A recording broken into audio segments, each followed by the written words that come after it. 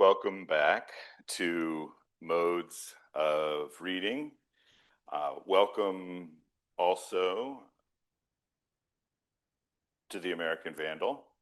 I'm Matt Siebold, and it's my pleasure today to be hosting this live, and I always use the term with air quotes, live podcast recording.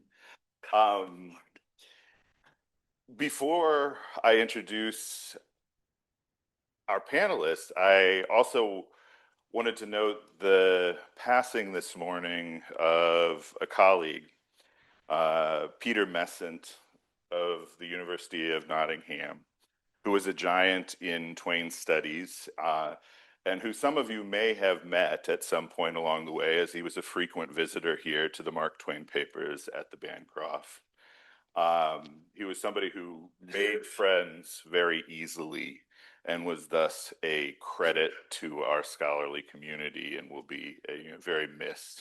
I wanted to acknowledge his passing as we begin today.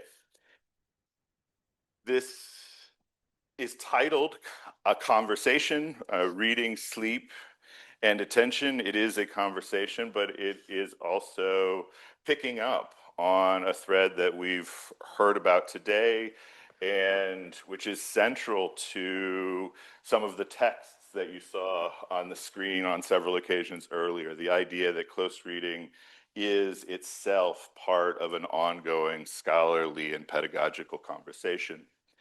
And that conversation hopefully will include everybody who wants to join it at some point, but is going to begin with David Arnault of English and our gracious organizer, Yael Segelovich of Comp Lit and Jewish Studies.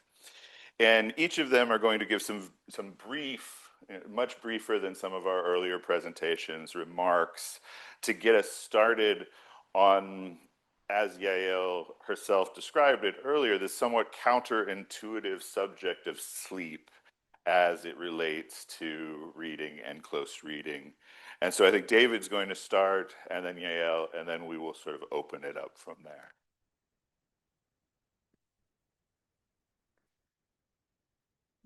I hope we will eventually get to the question of why we should talk about sleep at all in the context of reading, but I didn't want to start there. Instead, I wanted to start with an actual passage. The day started with maybe a complaint about how we talk about close reading, but we don't perform close reading when we talk about close reading. So we thought that our session would actually start with two quick passages, really short passages.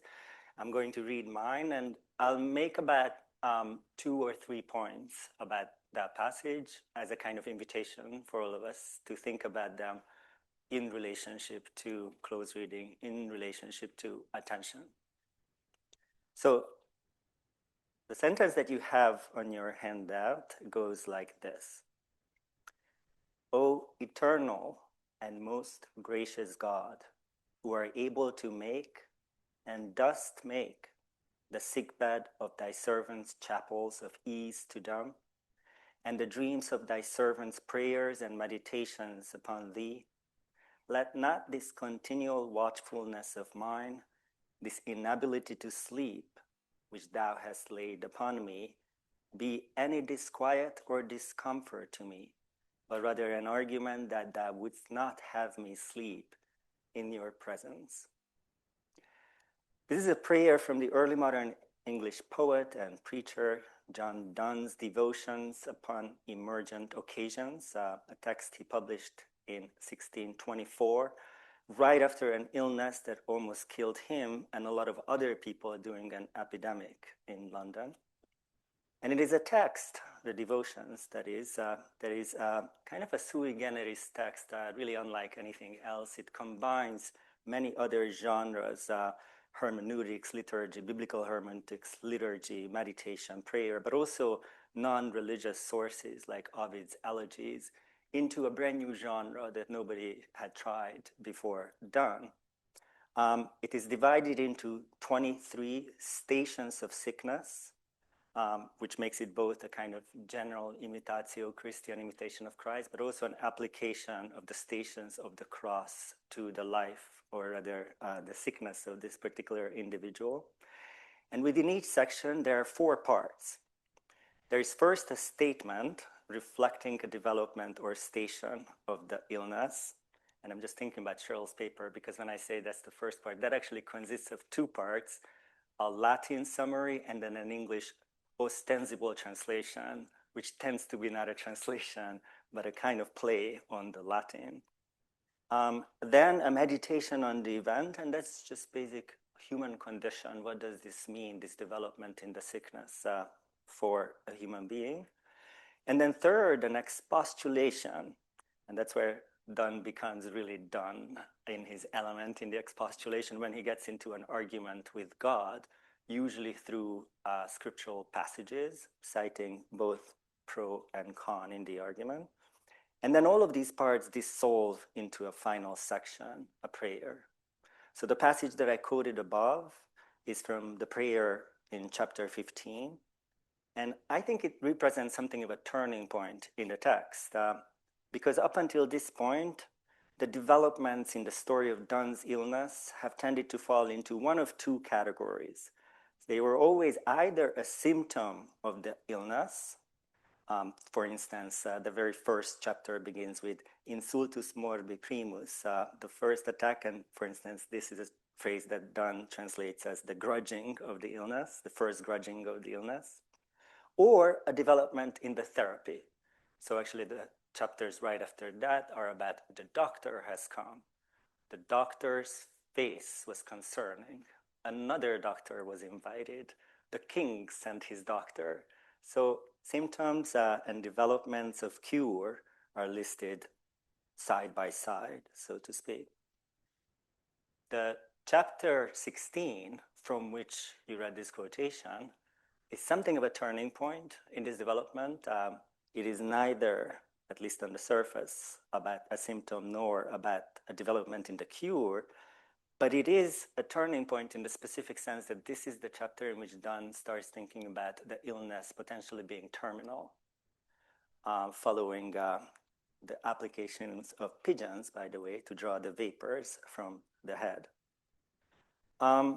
If in this sense, the chapter on insomnia is a turning point in the story that Donne tells, in another sense, though, it reveals something that readers might have noticed much earlier, which is that the devotions is not just a story of an illness, but a meditation on reading as such, specifically the reading of symptoms.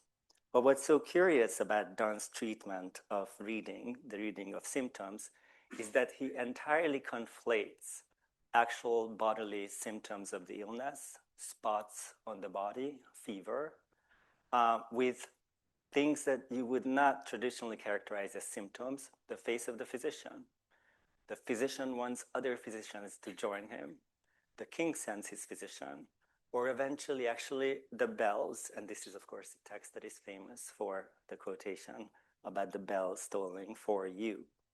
So what happens throughout the text is that symptoms within the patient, on the body of the patient, and anything else in the world get conflated, and everything becomes a symptom.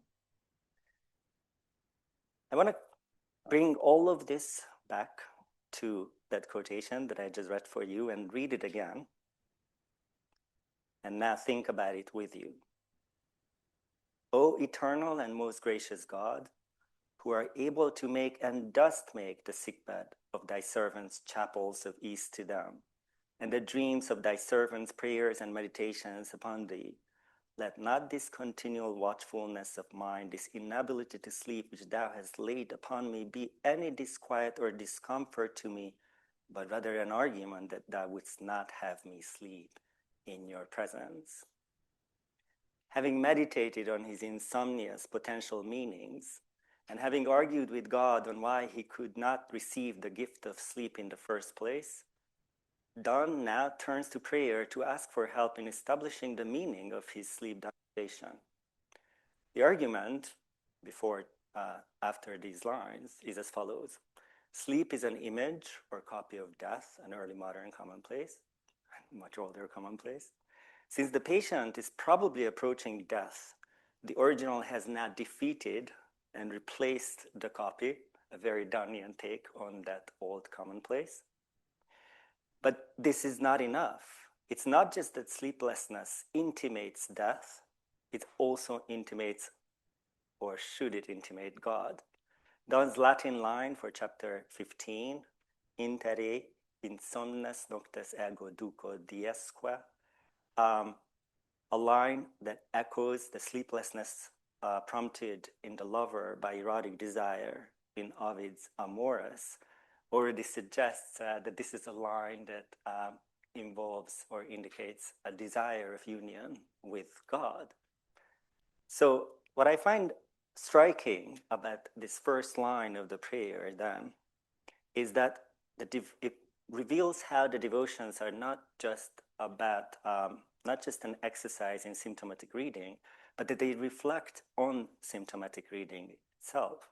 Insomnia chapter is key in this because it is the first time that Donne reveals the condition that makes him so eager to look for signs, to meditate on their meaning, to recognize not only their ambiguity, but also their potential meaninglessness, along with the desire for God to tell not necessarily only what they mean, but confirm that they mean at all. And notice that, for instance, in the prayer that I just read, Donne prays not for God's presence, but that the insomnia may be interpreted as a sign for God's presence. So watchfulness, sleeplessness is the underlying condition for the entirety of the devotions, this perpetual and unstoppable quest for finding out the meaning of any sign, of any symptom, but also whether or not they are signs in the first place. In the chapter of insomnia, then, this hypervigilance itself is read as a potential sign, closing Donne back into the hermeneutic circle from which he was trying to escape in the first place. So the question then that I have for all of us is, what happens when the condition that makes reading possible or prompts reading in the first place itself becomes a symptom to be read? And I'll just stop there and see how we can connect this to beyond.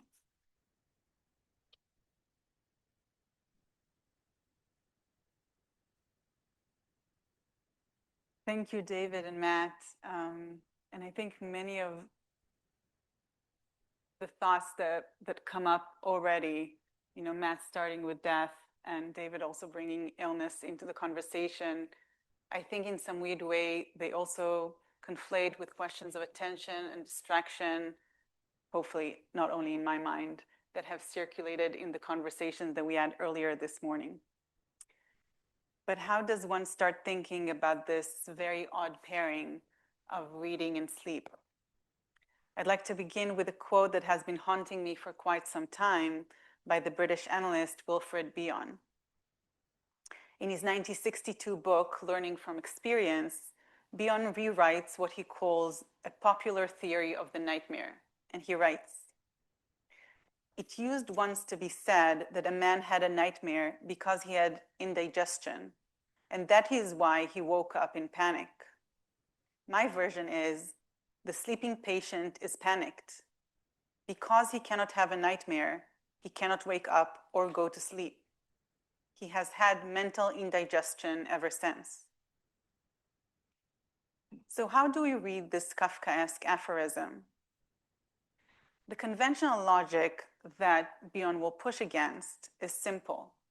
Indigestion, a bodily condition, causes a nightmare.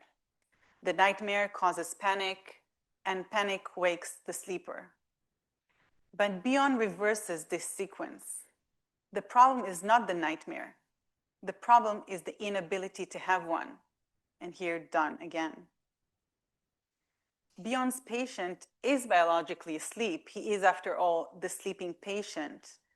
But for Bion, sleep cannot be reduced to a physiological state, though the body is, of course, fully involved. Sleep for Bion, in its fullest sense, hinges on a psychic capacity. the mind's ability to step back from immediate stimuli and metabolize experience into thinkable form. In Bion's terms, the basic condition of life is an intense encounter, constant one, with stimuli, internal and external. But in order for those stimuli to become thinkable, to enter memory, to be dreamt, or even to be repressed, they must first undergo transformation. Raw sensory and emotional impressions, what Bion called beta elements, must be metabolized into what he calls alpha elements, the basic building blocks of thought. And it is important for our conversation too, I think, that Bion consistently turns to the digestive system as his governing metaphor for psychic sleep work. Dreams in this framework are made of alpha elements, so the dreaming depends on a prior process of mental digestion, the central process in what Bion means by sleep. So sleep and dream are not identical. Sleep is the psychosomatic condition that makes dreaming possible. If the mind cannot perform this work of mental digestion, from raw experience to thinkable matter, if alpha function fails, then the person cannot dream. In the larger sense, the person cannot think his or her experience. This person cannot truly sleep or awake from the sensory world. They're hypersensitive to every stimulus, but this hypersensitivity is not contact with reality. It is an overload, a state of bombardment without meaning, a kind of psychotic suspension between sleep and waking that for Bion is far more common than we might assume. He will claim that we all encounter it in one way or another whenever we experience something that is too overwhelming, too large, too immediate to be digested. So the capacity for psychic sleep is not given. It must be learned and developed. How does one acquire the capacity to sleep? Bion's answer is relational. The infant, overwhelmed by a novel and unprocessed encounter with internal and external stimuli, experiences deep anxiety and projects it into the caregiver. The caregiver, if able to enter a state of reverie, a kind of sleep-like mental openness, feels this anxiety in her own body. But rather than acting on this anxiety, reacting to it, or evacuating it, she is able to recognize it, hold it, digest it, and return it to the child in a form that can be bared. Right? Most simplistically is, don't worry, the pain is hunger, it will pass. Through this process, the child internalizes and hence learns to metabolize experience in their own internal world. And in this sense, sleep for Bion is not a withdrawal from relationship into what we might imagine as kind of a singular idiosyncratic mind, but a mode of communication made possible to begin with by being held in someone else's mind. Now, if we return to Bion's patient, he's panicked. But because he does not have the capacity to transform this panic into a nightmare, he cannot render it dreamable, then he cannot sleep this experience or awake from it. He remains stuck in mental indigestion, acting out or reacting to experience rather than thinking or processing it.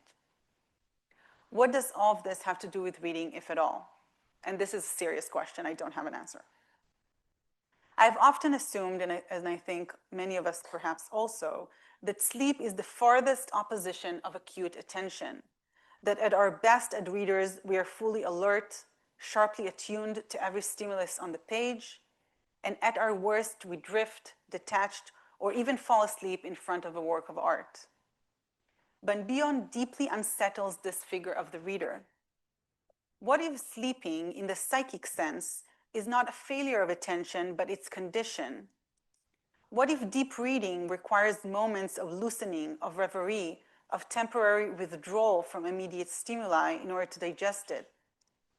And what if falling asleep in response to a text is not only a sign of boredom, and this itself is an affect worth considering, but sometimes a testament to engagement, a desire perhaps to nightmare the text, to allow overwhelming or excessive material to be translated into something thinkable, processable? Bion also left me thinking about reading as a relational act. Especially in modernity, as we've already heard today in different formations, we imagine valuable reading to be a solitary act. But if sleep and thought are inherently relational, perhaps reading, even when imagined to be done alone, always occurs in the presence of an imagined other. And if this is the case, then who is that other? The text, internalized others in the reader, something like an intermind that develops between reader and work. Ofra Eshel, a contemporary neo-Bionian Hellenist, has recently written about repeatedly falling asleep in sessions with a particular patient, always at the same moment and always into a blank, death-like sleep. Rather than treating this as an analytic failure, she thinks of it as a relational communication. She is, in a sense, sleeping what the patient cannot sleep, what she calls a vicarious self-state dissociation. Knowing full well that books are not human subjects, can we nonetheless imagine sleeping the texts we read?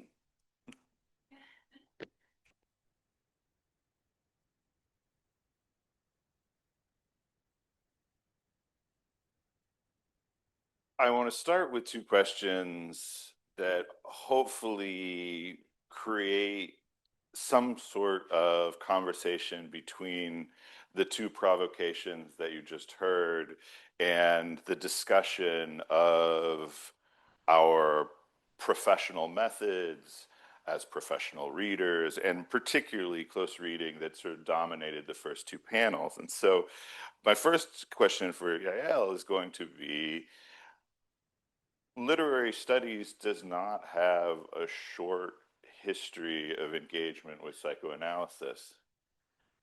And so what bringing Wilfred Bion in, and I know you have been thinking about Freud in relationship to sleep as well, why Bion? What does that alternative psychoanalytic theory or theorists add that we would not get from Lacan or Freud or the psychoanalysts that we are maybe more familiar with as literary professionals? I have so much to say that I don't know where to start, but I'll try. I think there is something first historically interesting that we see psychoanalysis coming back to literary studies in a very surprising form, right? So psychoanalysis, as you said, had a decline in the 1990s for all the reasons that we know, right? That it's ostensibly heteronormative and overly leaning into an epistemology or kind of mastery of the text, et cetera. And all of a sudden you open Maggie Nelson and Winnicott is the central figure, or you open Alison Bechdel and you see quotes of Klein and you wonder where all these names coming from, Butler, et cetera, and Sedgwick. So my first question in response to your question would be, historical or genealogical, why do these contemporary American writers turn to a very specific section of psychoanalysis, which we may call object relations, that had its heyday in mid-century Britain, right? So it's not new. And Winnicott's reception in the US was so bad that some have said that his death shortly after was a response to it, which of course is completely mythical, but you can understand was not a very positive response. The second thing that I would say is that, and it's not unrelated, is that object relations brings a very different form of understanding of hermeneutics. So we can think of, and I think Valerio Moretti said it not long ago, that we're seeing in psychoanalysis a shift from what we can think of as epistemological hermeneutics, kind of the idea that the dream, for example, is a text to be analyzed, excavated, deciphered, the symptoms to be read, into a more ontological model of psychoanalysis, one that really tries to think of the relationship that are taking place between the texts in the room or the subjects in the room. So Beyond, for example, is not interested in the meaning of the dream, is interested in the capacity to dream, or the dreaming that occurs in the room, or the occurrence of an intermind or interbody in the therapeutic session, which for me is why it's interesting for literature, because I think it speaks of what is really happening in the encounter between the reader and the text. So it's not about how we can decipher the text, but about the very relationship that is created. I'll say one last note, which is that in that framework, if we have an association as we read, if we fall asleep, if something completely unrelated comes to mind, rather than thinking of it as detaching from the text, it really helps us to think of it as a communication to what is happening in the text, a kind of another expression of the relationship that is happening between these objects. I hope it makes sense. Yeah. It was a very long answer, but no, not at all. This is not a directly, it doesn't directly follow from what Yale said, but in a similar way, I want David to think through how his thinking about done and sleep builds upon his previous work about done and attention, right? That in your first book, you ask us to think about done idea of prayer as related to attention, and to some degree there is a relationship between Dunn's account of attention and the emergence, the sort of, the typical, it's not exactly Yael's account, but the typical account of close reading, how it emerges in the early 20th century in the United States. Dunn is a major figure. And I was hoping you would talk a little bit about that and how your thinking has changed when you start to see Dunn as somebody who's interested in fugue states, sleep, is something that might be thought of as, if not directly a contradiction to attention, certainly a different kind of cognitive capacity. Oh, I really appreciate that question. Those are the things that I have not quite thought through until just this moment. So let me try to do so in front of you. So this was a conversation that y'all and we talked about originally in terms of comparing psychoanalysis and phenomenology, actually. I was going to talk a little bit about Merleau-Ponty on sleep in relationship to attention. And then two things happened. One, Matt told us that we would have 5 to 8 minutes to talk about these things. So I set Merleau-Ponty aside. And the other thing was that I realized that Merleau-Ponty was in a way too close to Beyond. They were saying something very, very similar. And so I wanted to go back to Dunn and provide what I hope could work as a kind of foil to Beyond, a kind of, okay, so here's somebody who is really invested in insomnia and tries to embrace insomnia and how that relates to Beyond's understanding of reverie and sleep. So that's just the first thing to clarify why the juxtaposition. I did write a first book that was very much about attention in relationship to close reading via Dunn. So there, it's very interesting. Earlier today, it was mentioned that modernism is at least one of the literary movements that the new critics try to read and develop the methods of close reading for. But the major figure that they keep quoting is, of course, Dunn, including the books that Josh mentioned earlier today. And so in that first book, what I was trying to understand was, is it what it's, let me just say one, like almost like a footnote, but it's a very paradoxical thing to find Dunn as an example for close reading that could open up and democratize the methods of reading literature or literature as such, because Dunn was writing for an extremely small coterie audience, and the very key to all of his poetry is precisely the fact that this is only for you. Every time a second person read it, a second potential patron read it, he apologized that there was another person who had read it before. So it's so interesting and paradoxical, and I was really trying to think about that paradox. And what I did in that book was try to read Donne's poetry actually not from the perspective of the secular poems, but from the perspective of the religious poems, which I thought was actually the paradigmatic Donne poems. And so the argument of that book is that these poems are attention exercises, that they rely on very specific meditational and contemplational exercises. And what they do is they try to go from prayer, defined by the understanding of just an address to God, just a turn of attention to God, to conversation. How can that address to God become an actual conversation with God? And in the course of writing that book, I encountered this Merleau-Ponty quote, which is about falling asleep as a prayer, inviting the God of sleep and then waiting for its arrival, imitating your own self while being asleep, and then actually falling asleep, crossing that threshold. And I kept going back to that quote. Originally in the book, it was just a kind of simile or metaphor for prayer itself. But I kept going back to that quote because ultimately it was about sleep.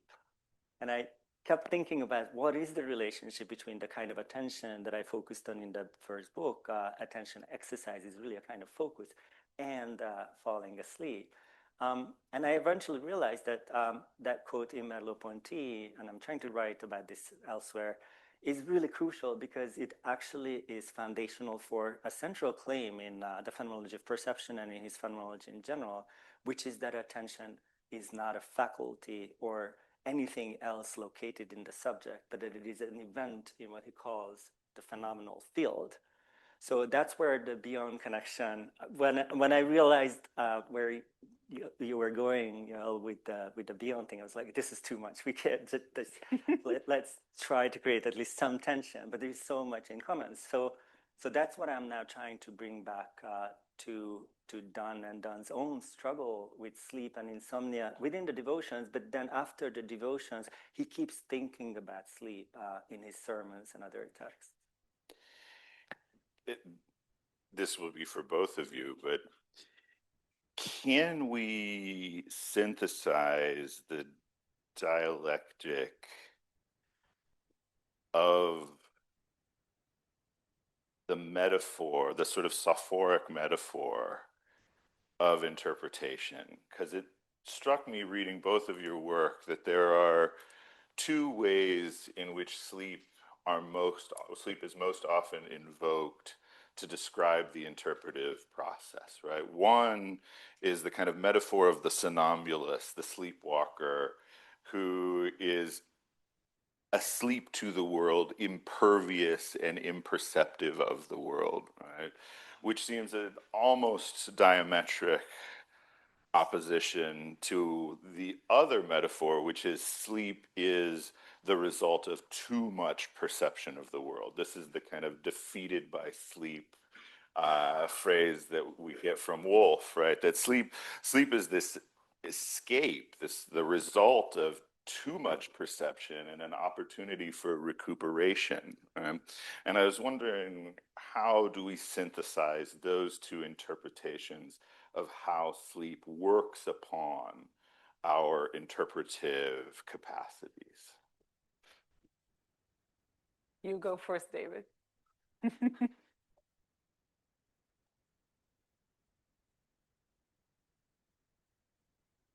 In the quote from the devotions, there was actually a reference to dreams. So it's very interesting that before he goes to insomnia, he talks just almost as an aside about the dreams.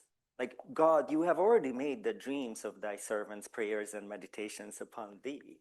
Like, Freud is already there. That we don't have to. Like, the more interesting question is sleep and insomnia, precisely because I think those are the processes, stages, events that represent the transitions, those kinds of crossings of thresholds. This will be a very indirect answer to your question, but hopefully we will get there.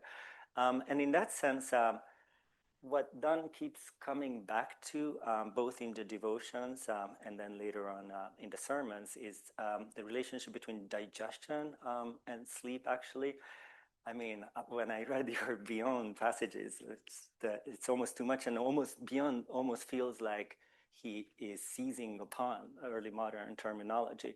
The devotions, the original printing of the devotions, includes a subtitle which says digested into 4 sections. So the devotions upon emergence occasions are digested into 4 sections.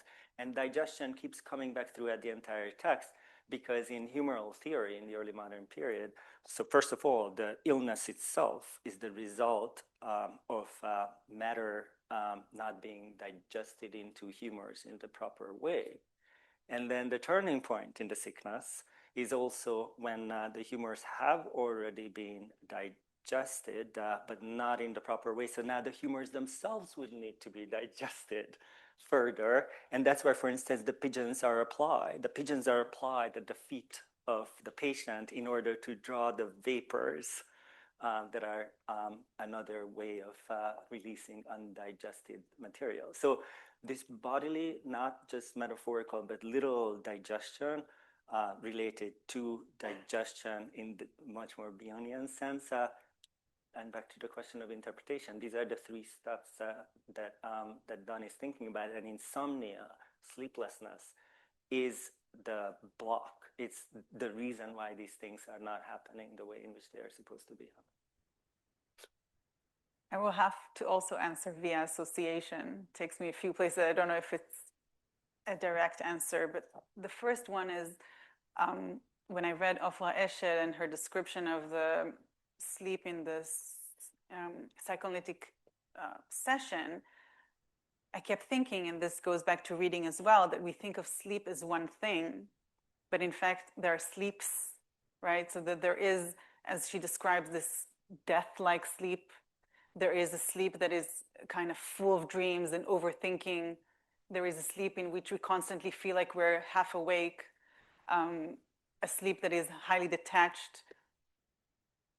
I just read recently a beautiful story in which there is a group that sleeps together. So there's kind of, we can think of a communal sleep. Anyway, sleep as with interpretation, I think, has a huge amount of varieties that we can start thinking through.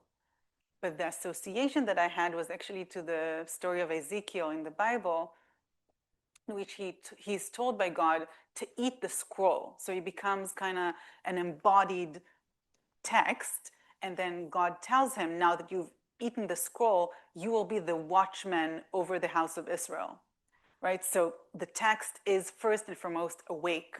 And this becomes the paradigmatic metaphor then in Jewish tradition for the writer and later for the critic, the one that is vigilant, the one that when everyone is asleep is the one that remains awake and looks over the people.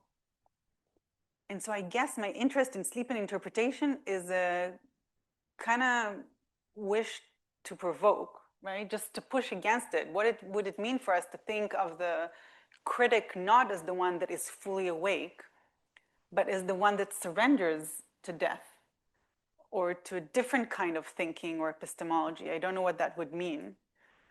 And I want to end with something completely different about how David and I started the conversation to begin with, is that I started writing a project about new criticism in graduate school here. And my wonderful professor said, you know, we're with you wherever you go. Why the hell would anyone want to write about new criticism? Like passé, it's in the past. But there is a crazy person here who does some work on new criticism and attention. You should go see David Marno. And so I went and I spoke and we had a great conversation. And then years later, I come here for the sabbatical and we have a drink together. And then I'm like, listen, David, I'm working on this very weird topic that I can't stop thinking about, sleep. And it's like, what? I've been writing about sleep. So I think maybe we're just crazy in the same way. But yeah, somehow sleep and interpretation can live in the same. Can I just ask, or maybe just a footnote to what you were saying? Because I wonder if it's not just about us being crazy, but about It is about a different mood maybe around the question of close reading and its relationship to attention. I'll be super curious really about other people's thoughts, questions on that connection. But I feel like if we had a conversation 10, 15, 20 years ago, maybe even 5 years ago about attention and close reading, then the third term would have been distraction. And it was actually the third term. Even when I was in graduate school, everybody around me was working on distraction. And I was like, well, but what is attention in the first place? And they were like, well, we don't care. That's not an interesting term at all. And it seems to me that sleep is now a potentially different other to attention. Other, not the way in which distraction was, but in some ways much more radically so, that it turns off attention ostensibly, but in another way maybe actually showing continuity. In Merleau-Ponty at least, and I think in Donne as well, there is a kind of continuity between attention and sleep, and the question is precisely what is that remains in sleep from attention. So it's a kind of final testing ground for what you described earlier as the ontology of attention. I agree. Jump in here, actually. The reason why distraction is no longer driving the entire global economy. So, I mean, everything. And so, for that reason, you can monetize attention. And then the opposite of monetizing attention, eyeballs, as your close neighbors in Silicon Valley like to call it, is just not to have the eyeballs, not to be distracted in something else, but to have them closed. So I think that there is actually like material, infrastructural, economic, in the most like crudest Marxist sense, reasons why attention is, back on the table, and why attention is cultivated.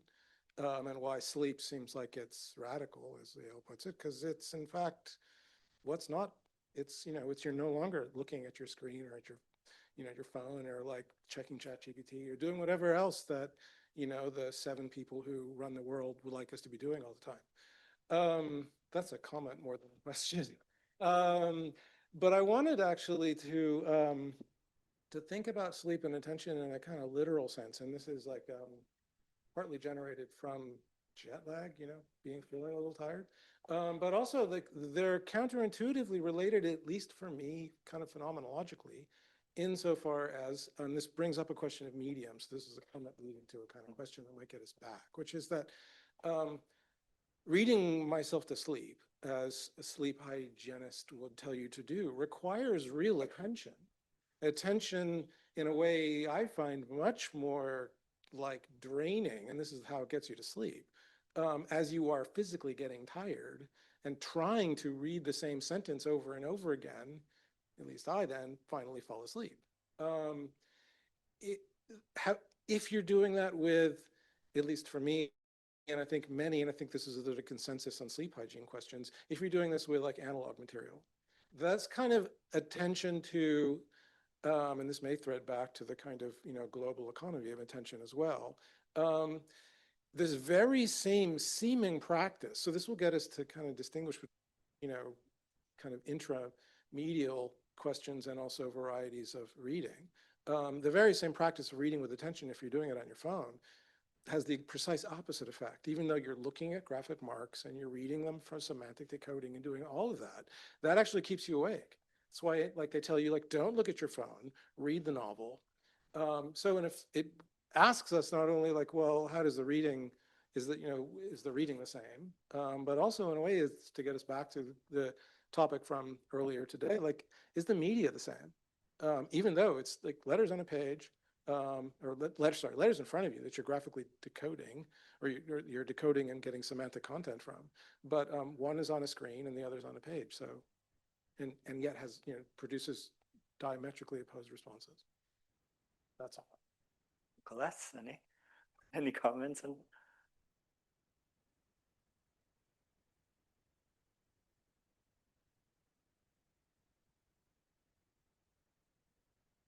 I don't have any comments on what Jonathan just said, but I did have some comments on the subtitle of the panel, which is sleep as a readerly mode. And it seemed to me that I'm not very clear what that means. Like, am I supposed to be? I mean, we have had one example where I fall asleep reading, but when I think of sleep and reading, it's the most common way is to read a child to sleep, that you listen to someone else's voice. I mean, the child listens to your voice.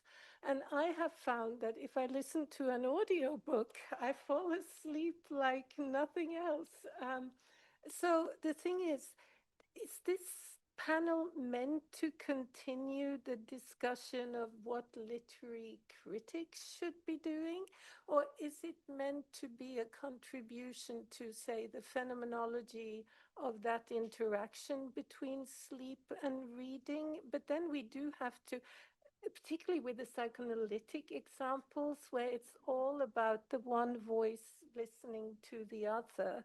I'm still not clear on whether when Beyond talks about that patient or the patient who sleeps, is it in the analytic session or is it when they're at home? Because that's different. And because in the analytic session, it's part of an interaction and it means something different. So I'm like all over the place, and I would like you all to be clarifying what we are in fact doing, if that sounds. I mean, I think of where you're going with this is mostly phenomenology and not so much for literary criticism, although we can always, I mean, card-carrying phenomenologist, but it's still hard for me to connect this to the rest, and it would be helpful if you would do it. Should we say some comments or collect more? I don't know. Let's respond to that. Yeah. Okay. First, I should say that, at least for me, nothing is clarified at the moment, right? It's kind of testing ground.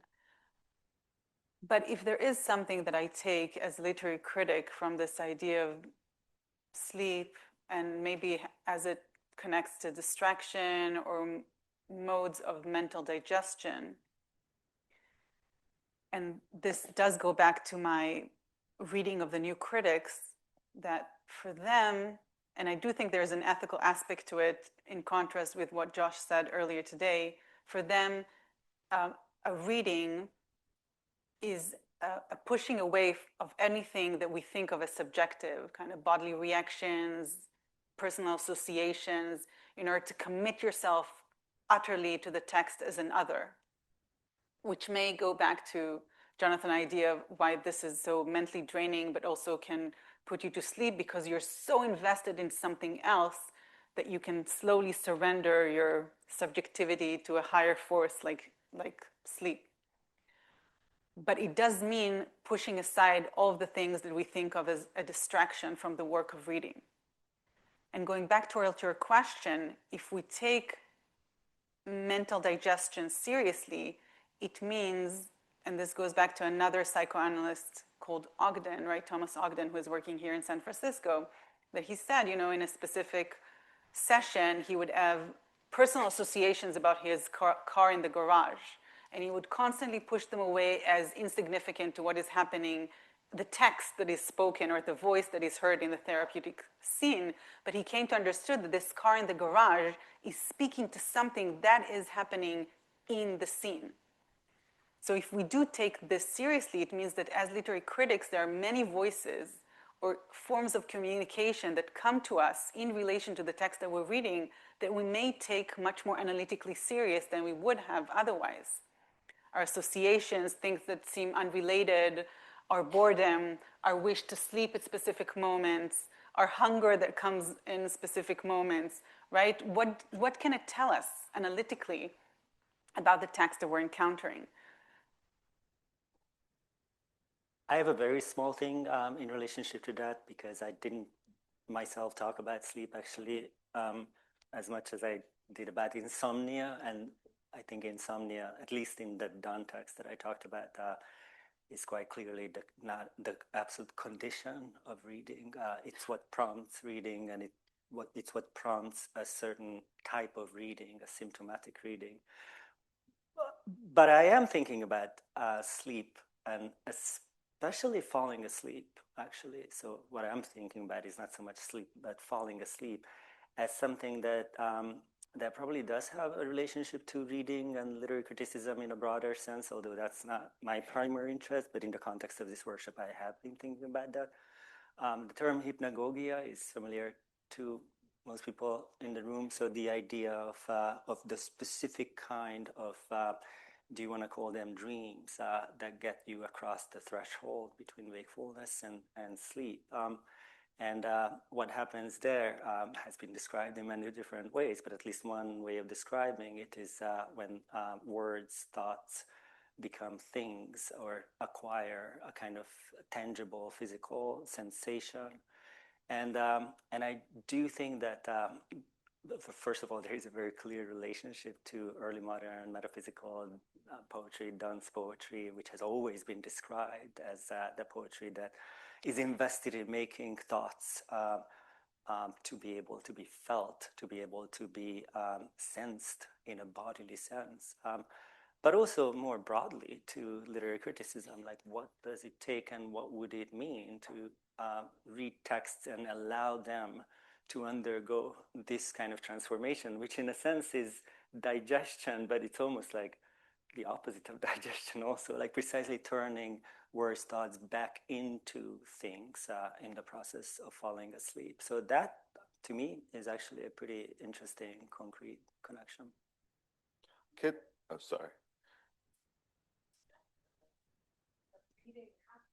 Our question of what reading is, that it's not necessarily the I that reads, but that reading happens, and that it's the other in me that reads, that meets the other in the text, that something in the text pricks the alterity within me, and that is what a reading constitutes. And I'm myself a practicing psychoanalyst, and I teach literature, and psychoanalysis classes to undergraduates. And part of what I do when I teach is I have students bring in their dreams, and we start each class. And I say you don't have to bring in a dream. Obviously, this is kind of tricky thing to be doing in public, but but we're going to do it delicately, and we're not going to probe too much, and blah blah blah. And they're actually extremely generous with their dreams, and they dream. Having been invited to dream, they dream. The way you do for an analysis, right? You dream. You need to be invited into your own conscious in a way. And I do it, and I sort of get up on the board and I list the signifiers from their dreams, and we look at how the dream is put together, and we look at the dream as a text, and we look at this as a way of understanding dream work, understanding latent versus manifest content, whatever however you want to call it, but also thinking about textuality, thinking about interpretation more broadly. But part of what is interesting that happens is inevitably, and then we also have a text that's assigned, that's either a work of literature, so we were just doing Turn of the Screw, for example, or as a work of psychoanalytic theory. But inevitably, they will have dreamed something of the text. They dream in response to the text. And what that then becomes as a sort of pedagogical experience is a way for me to teach something of dream work, like the work of day residue, and to teach something of the text. So you get this sort of like Mobius strip.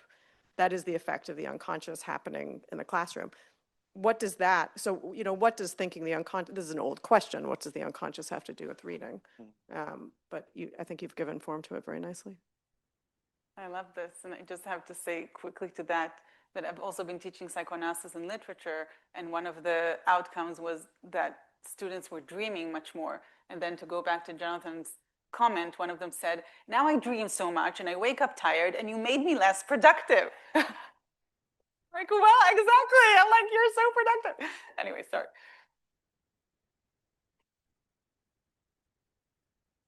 Thank you. This has been a fabulous conversation. I wanted to take up some of the points that Jonathan Kramnik made before, partly because in film and media studies, there's been an emerging literature on questions of sleep, mostly in response to Jonathan Crarey's book 24/7 in relation to this attention economy.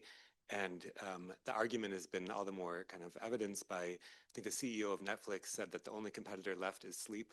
Oh my God. So it's a kind of stage of monopoly capitalism that we're at in that sense, where sleep becomes the only form of non-consumptive resistance in a sense.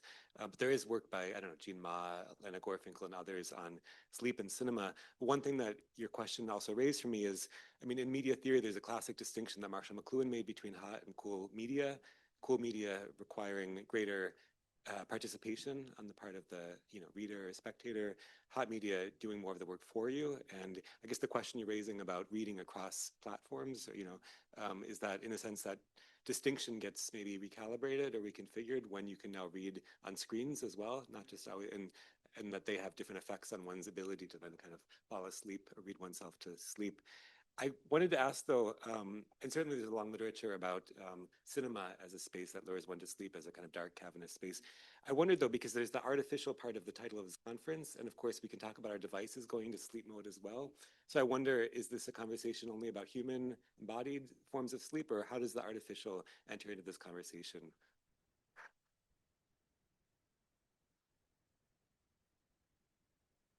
Can we collect more questions before answering that? I have to think about that.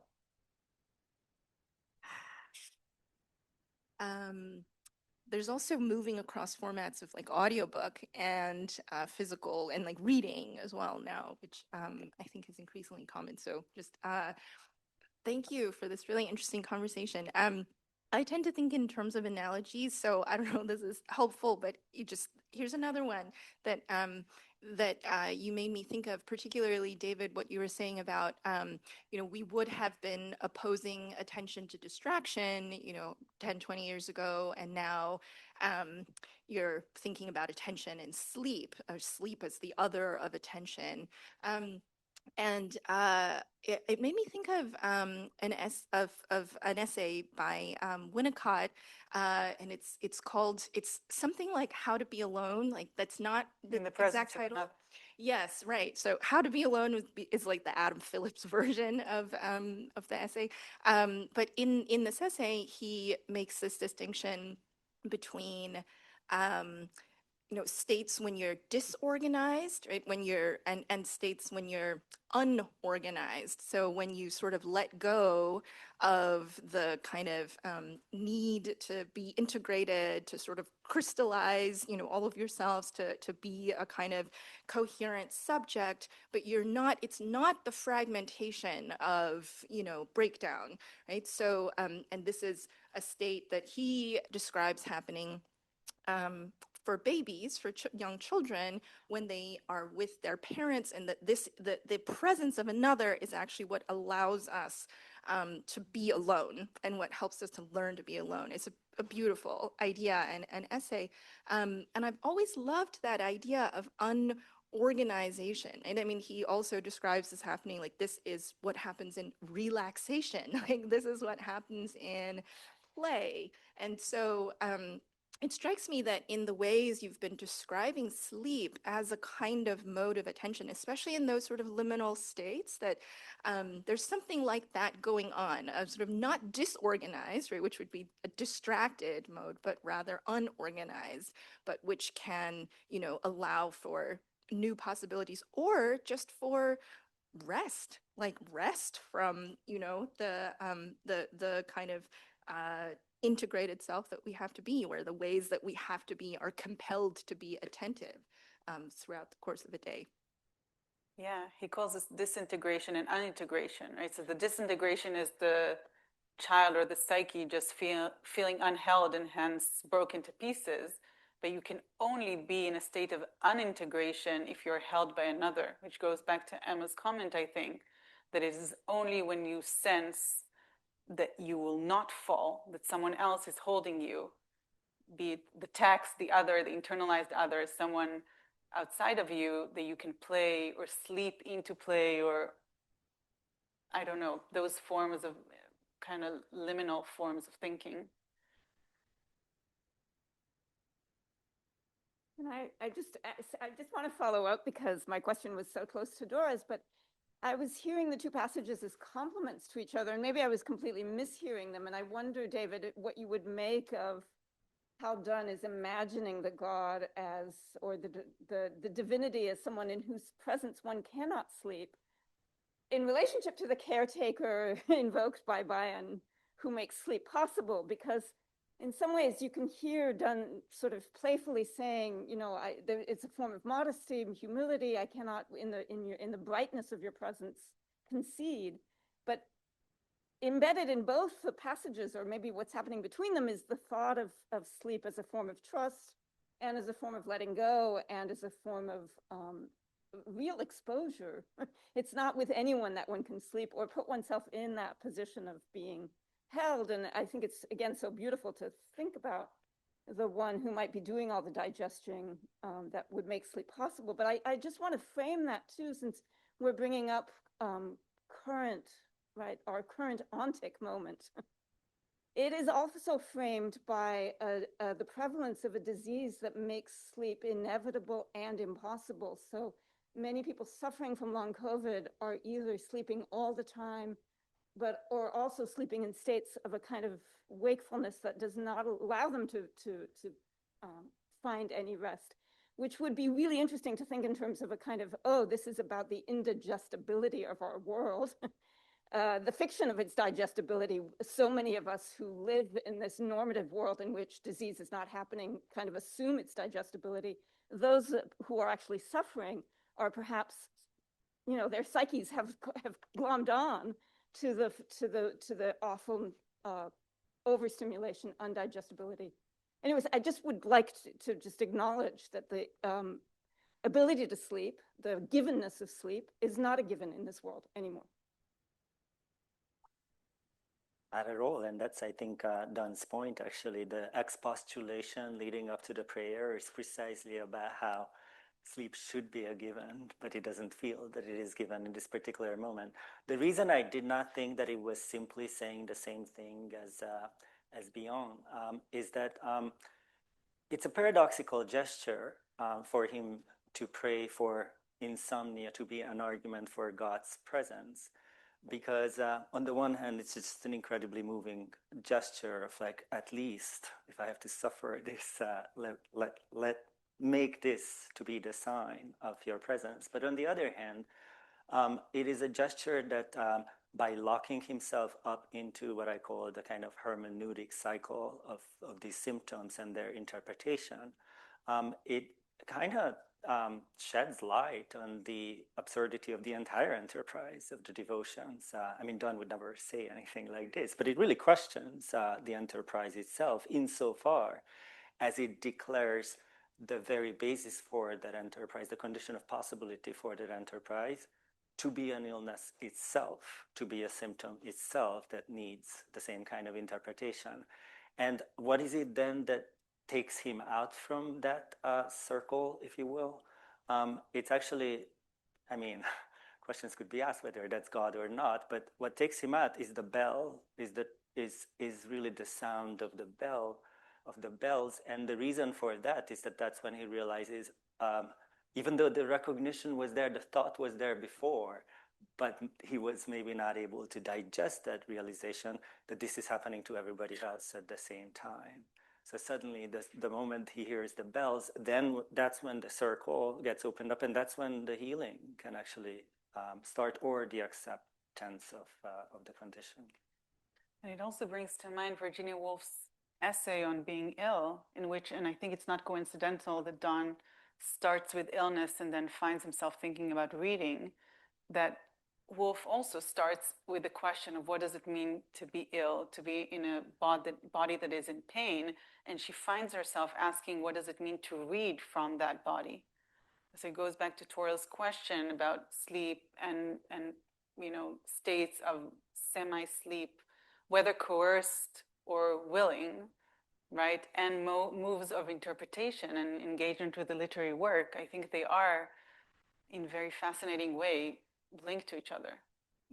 One of the reasons this topic was so interesting to me when you somewhat unexpectedly suggested it is that I've now gotten to interview a number of the scholars who have been trying to analyze close reading, Guillory and Sinekin and whatnot, and Andy Hines and so forth.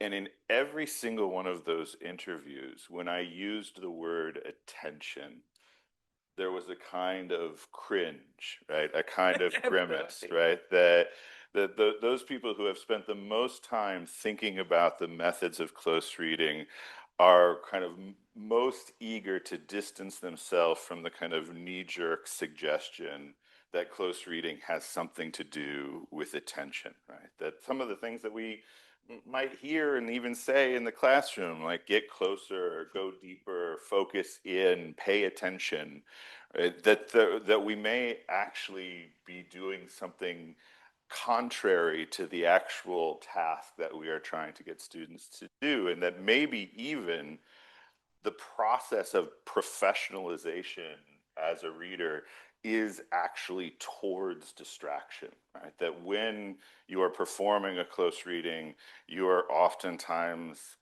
multitasking, right? You are not only thinking about the text in front of you, but the text that it's related to, the things you can do with it, the conversation you might be able to create out of it, the historical context that you might be able to bring into it, so on and so forth. That professionalized reading actually might be more about distraction than it is about attention. And so one of the things that interested me about bringing sleeping in was that this sort of pushes back to say that linkage actually happens in these fugue states, sleep states, and that they are necessary then to that interpretive process.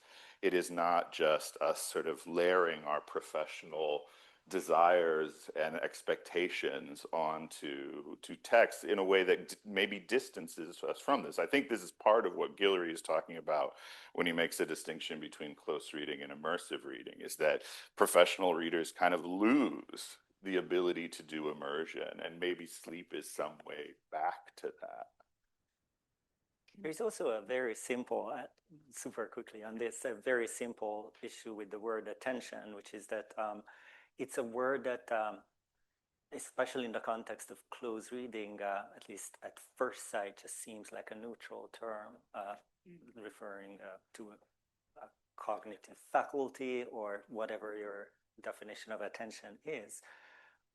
But meanwhile, it's also a deeply ethically charged term that has never gotten rid of that kind of ethical charge, and it's still with us today.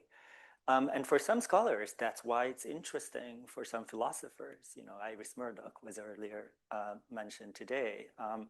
And she has an entire philosophy that relies heavily on precisely the convergence between the moral and the cognitive meanings of attention as a kind of foundation for literary criticism, or at least the value of literary criticism.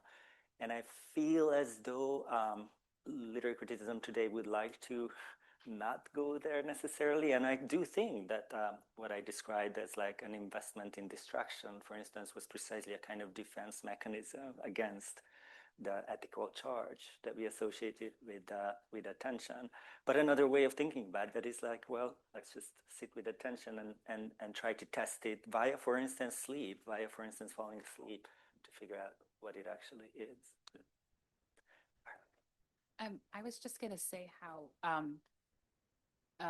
like I'm actually glad you went there, because I was just thinking how, like, I don't want to like, if we can we take your beautiful offerings as also sleep as a analogical or a metaphor of some kind for what we try to do in the classroom when we teach really difficult texts, right?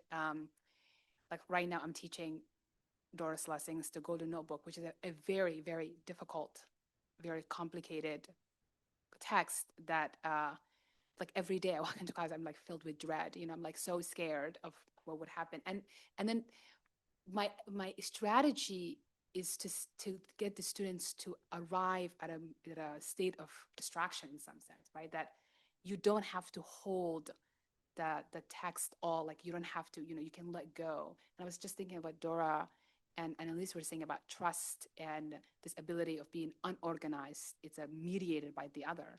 And that in some ways what we try to do in the classroom by taking on the position of the one who would hold it, so that they can have like an associative whether that's real or not, but at least pretend that's like, oh no, truly, I do understand how they all relate to one another. But in some ways, it's like a form of being allowing unorganized, um, in the sense of Dora was talking about, way of arriving at the text, right? Which would allow for close reading in many ways, or would allow for getting closer to the text, or would allow, and also our students.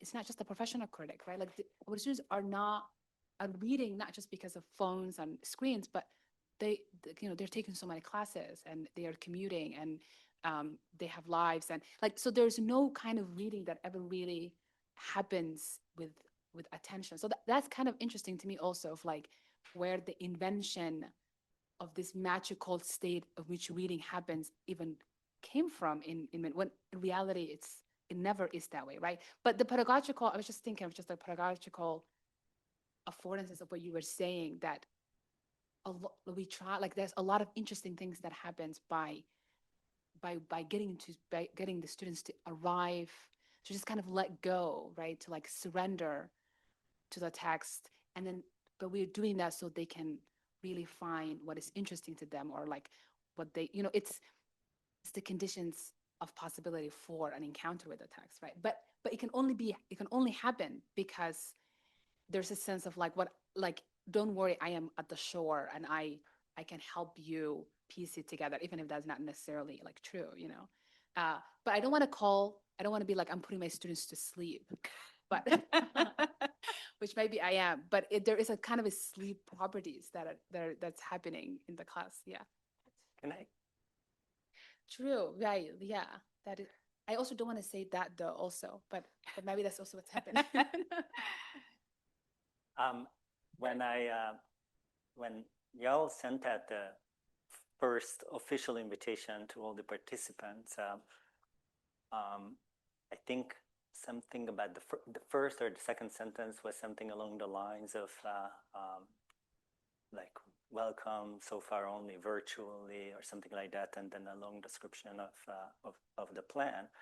And I promptly responded that unfortunately I can't make it because I just can't do another thing on Zoom. And y'all immediately responded saying, well, nobody said that it would be on Zoom. And I realized only then that I projected a ton into that email that I read really, really quickly.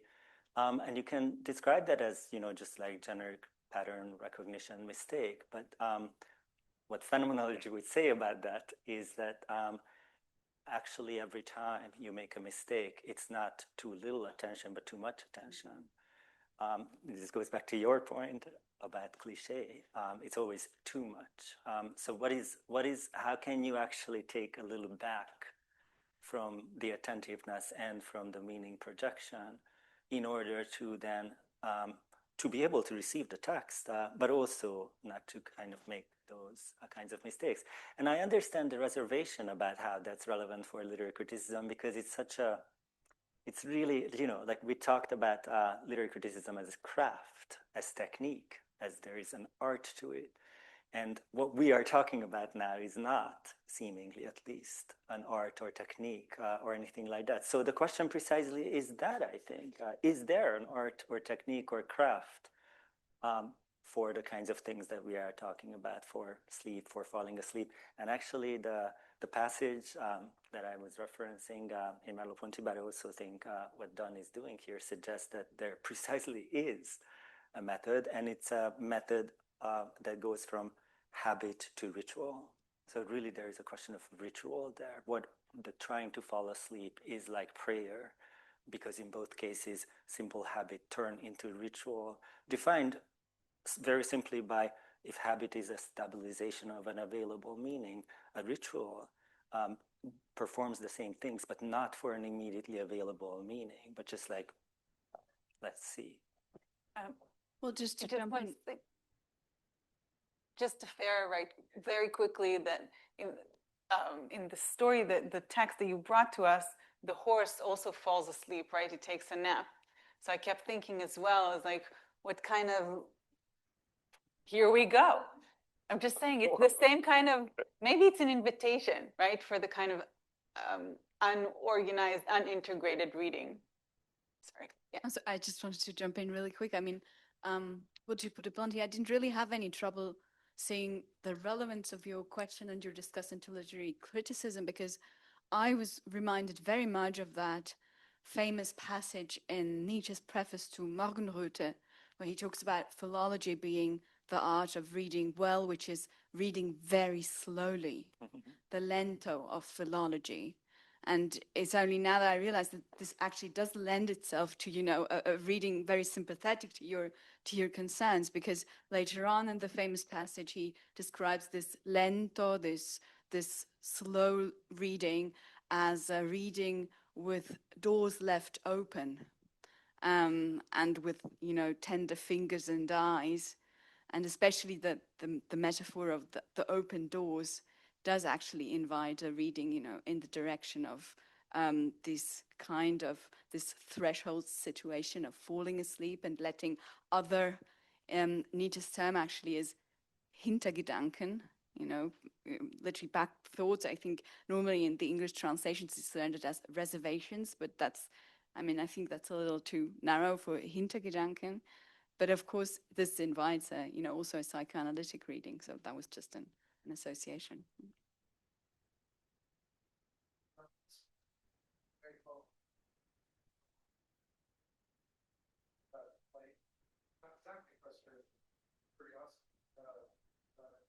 It seems to me that on the one hand, there are all kinds of ways in which the question of sleep connects to reading as a practice in a kind of very real embodied sense. And that's one part of the conversation. But it does also seem like connecting it to criticism, one has to go through a set of like analogical leaps. And I think that, you know, that's fine too, but we're talking about, in some ways, those are like two kind of different questions. And maybe I just wanted to put that out there. Since one cannot literally write literary criticism asleep, sadly, it'd be nice if one could write twice as many books and articles like during the sleeping hours. Maybe it would kind of stink, but at least it would be, it's nothing that one could actually do.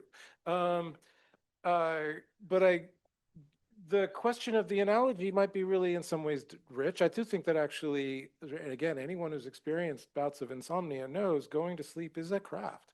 It's a kind of craft of, you know, of self, you know, attunement, self, you know, discipline, kind of auto distraction, all those things that in fact it's not automatic at all. It's not just simply like digestion, something that we do that we have no control over. It's actually something that one can get pretty skilled at and kind of lose one skill and has to, you know, you have to kind of track. So I think that there are perhaps analogies there to be made between the craft of going to sleep as in any kind of embodied like life craft, and the craft of writing, which is literary criticism. But I don't think actually like there's much sleep involved with writing criticism in a kind of dumb literal way that seems nevertheless important to bring out. Just say quickly to that for Bion specifically, sleep does not only occur when we are at night putting our head on the pillow. So he talks about sleep also occurring during waking life. As a, then sleep just comes about. no, he talks about a phenomenology or a kind of epistemology, an ability to be in waking life, but perhaps not to be totally concentrated, to be retracted, to allow yourself a kind of daydreaming. I agree it will be very hard to write an article in that state, but he doesn't necessarily mean that this is falling asleep per se. States of like flow, right? Where you actually are really very involved in what you're writing. But in any time, if you watch someone pursuing it like who's deeply into it, then in fact, it could be that you are like, try talking to someone or engaging someone when they're that like into what they're doing, and they might seem in some ways asleep to you. But that's not sleep. I mean, it's unless one really wants to just redefine that state of absorption as sleep, in which case, sure, it's sleep, but that's not also what people mean by sleep when they talk about sleep and why it seems so counterintuitive. Then it becomes kind of intuitive. Yeah, deeply absorbed writing is like seems right. That's what criticism is. We can call it sleep, and then we can say it's both counterintuitive and intuitive at the same time, but that seems a little unfair.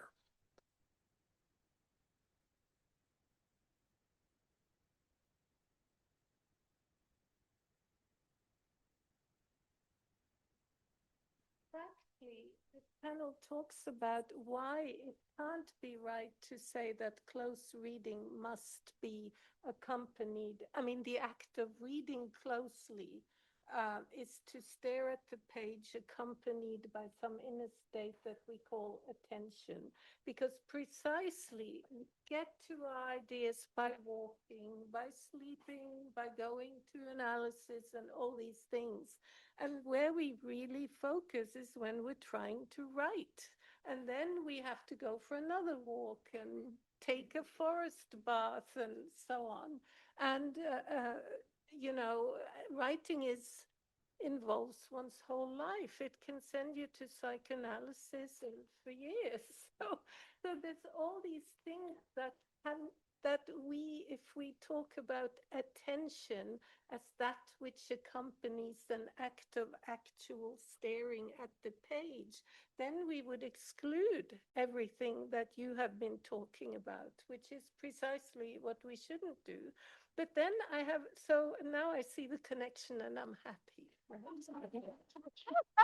But the second thing is, I have a question, which is, I think you quoted Guillory. I think Matt quoted Guillory as saying close reading is not immersion.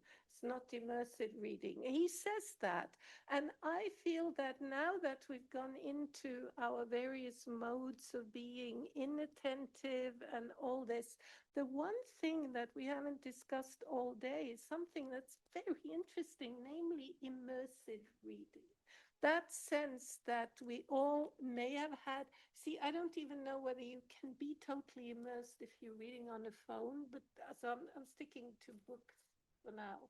But that sense of being utterly engrossed, like maybe you were reading it could be Harry Potter, but it could be, in my case, when I was 10, the Count of Monte Cristo. Didn't understand a word, but it was nevertheless immersive. That sense of being absorbed totally inside a book, that some people want to say, oh, well, we can't have that in literary critics because it's so uncritical. Where's the distance to the self, etc.? But there's something very fascinating and really understudied or under-theorized about that, because it's not quite like the experience of being in an analytic session, although you could feel like the book has taken you over in a way. But there is such amazing joy if your students ever you assign a book and they say, I couldn't put it down. I read all night. So there's the sleeplessness. There's something in that that's super valuable and that I cannot theorize or connect completely to, on the one hand, psychoanalytic experience, sleep. You're not asleep, but you're not in the world either. It's like your whole mind is in. And I wonder whether you all can connect that to sleep or attention or something, because immersive reading, we should hope it doesn't disappear. And we have it with movies and sometimes with television series. So what is this immersiveness that I sometimes miss it when I get too critical, too distant and so on. So anyway.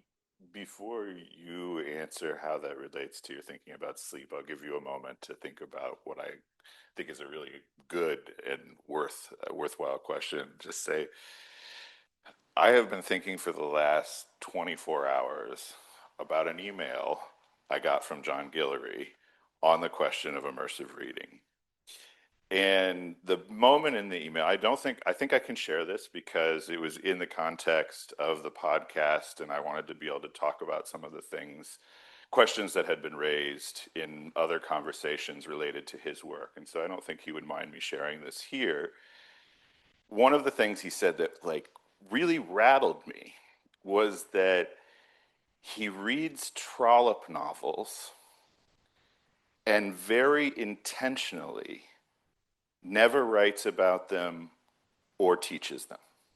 That he has reserved a certain set of Trollope novels that he reads over and over again, but that he puts no pressure on himself to ever think about them in the context of his professional reading. And that was, for me, that was like a very eureka kind of moment and thinking about what he means by immersive reading and maybe what we need to be thinking about as ways of potentially defining professional reading and therefore also close reading, right? That ability to escape the labor associated with interpretive work that we do is something that can be potentially cultivated and protected, and then maybe potentially is also complementary to the kinds of reading we do for the purpose of writing, teaching, doing scholarship and research. So I just thought that would be a segue into how do you think about sleep in these contexts that Terrell raised. Go for it. I don't know.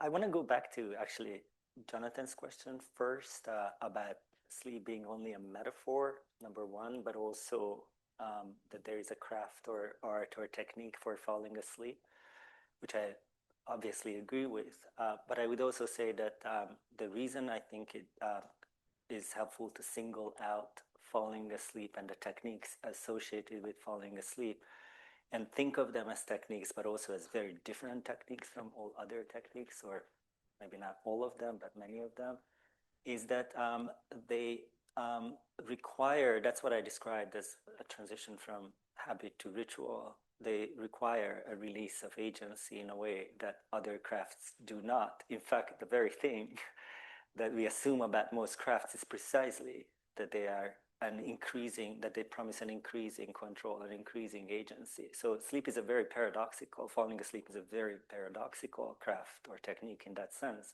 And I think what is at stake in thinking, for me at least, again, not so much about sleep, but about falling asleep specifically, and as a technique, as a craft, as an art, is precisely like, is it a single thing? Is that really just that one case?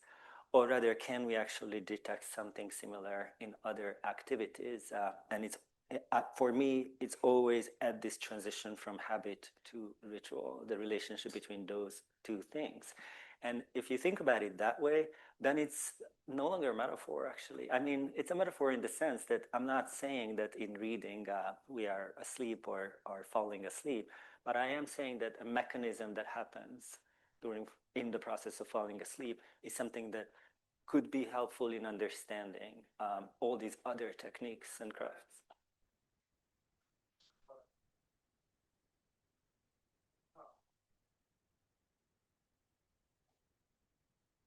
Mm-hmm.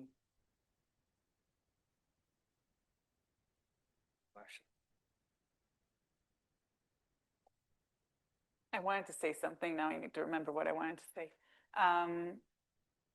Yeah, I remember. So in Guillory, what I found really interesting is that he describes, I think for me very well, what is the kind of subjectivity that is created out of the practice of close reading in the most general of senses, which is our ability to look at ourselves looking, or the way that we habituate the fact that as we read, we really watch ourselves reading as we do it. What I was missing in his account is the understanding that this is a technique of the self. What I mean by that is that you can't turn it on and off. Just as a dancer, if she or he dances long enough, there is then muscle memory that you can't undo when you walk out of the studio. And I think that once we develop, and I don't think there is no joy in it. I find a lot of pleasure in watching myself reading. But I don't think we can then decide, oh, at least for me, today I will not do it.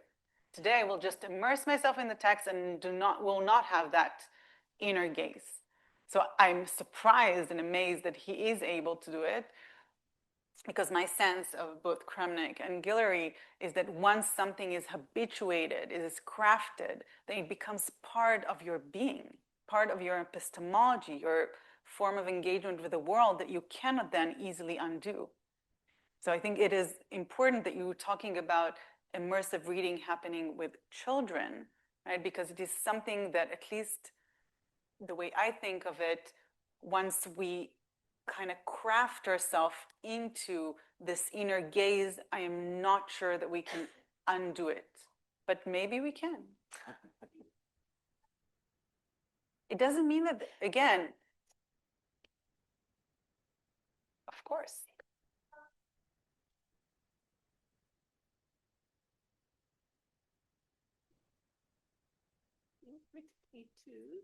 So I don't, so then the question becomes, under what conditions does someone being trained to close reading shape their subjectivity? And under some conditions, would someone having the same training, being able to do the same thing, somehow not being so shaped by it? Because obviously it varies.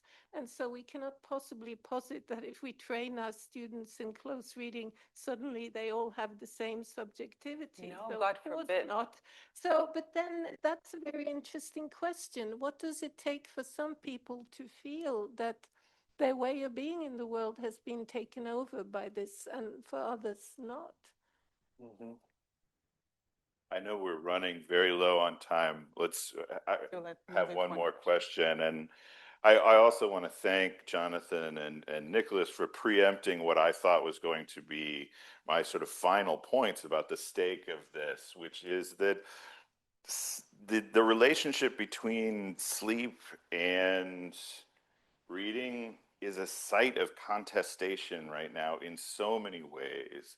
You know, blue lights on your phone keeping you awake, the difference between digital books and analog books. I mean, I am, you know, sloganeering print is a rinse strike all the time, right? And we see this in, you know, the replacement of reading to children with sleep podcasts and Netflix and audiobooks, right? That there are so many ways in which the relationship between reading just before sleep is being threatened, right, by technology and techno-feudalism. So I thought we should close read the beyond, the last sentence of sentence of the beyond, because it seems to me that part of our confusion, I get the sense that we've been falling into some binary thinking, and that what beyond is, and sort of psychoanalytic thought more generally, is constantly fighting is binary thinking.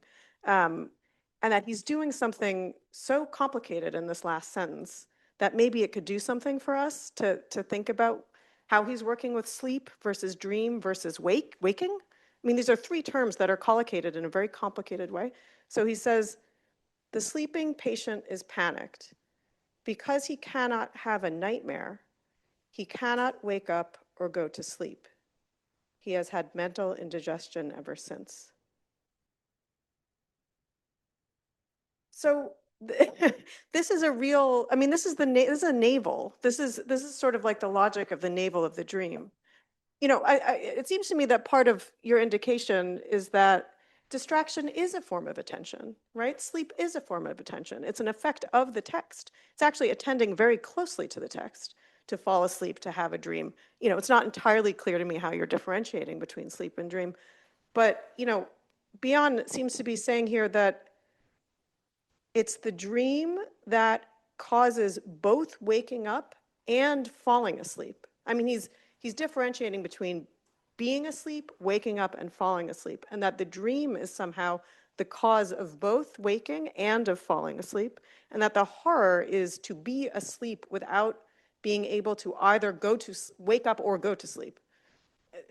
I don't know quite what to make of it, but it seems to me that we've been circling around the abyss of what he's doing with language here that means something for our questions about close reading. I think we should definitely continue that conversation during dinner. That is but we will go into the abyss together. Thank you, David. Thank you, Yael. Thank you all for, at the end of the day, not falling asleep and instead being great interlocutors.